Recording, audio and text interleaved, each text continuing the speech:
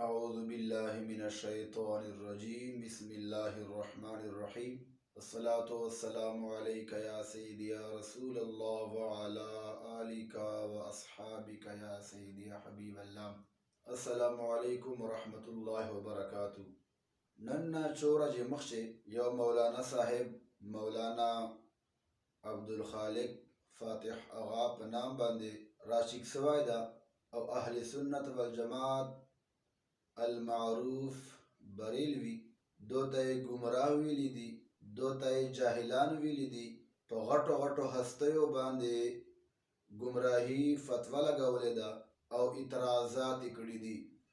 اکثر د پاکستان د پنجاب بریلویت د گمراهی ډک دی، په دې کې شک شبهه نشته. باندې لو گمراهی مو ګوره دا ده چې غیر د بریلویانو ټولې دنیا ته کافران وایست. احمد رضا خان په فتاوا رضویه کې ټول دیوبندیانو ته کافران وایي او چې څوک کافر نه ورته وایي هغه هم کافر دی. نو زه دیوبندیانو ته کافران نه وایم، زه د دیوبند مشران اکابرین هغه اولیاء بولم.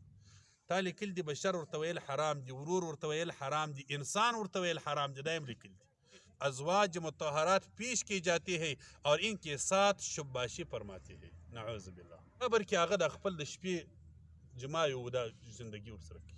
دا مولوی صاحب اول اعتراض دا کوي چې اعلی حضرت امام احمد رضا خان رحمت الله تعالی علیه په خپل کتاب شه دا لیکلی دي چې بریلویانو نه ټوله دنیا کافران دي.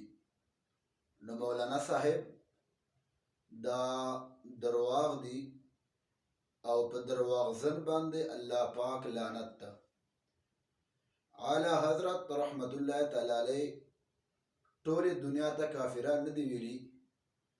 اعلی حضرت رحمت الله تعالی علیه هغو ګستاخانو ته چا سری ګستاخي کړې ده په هغې باندې کفر فتوا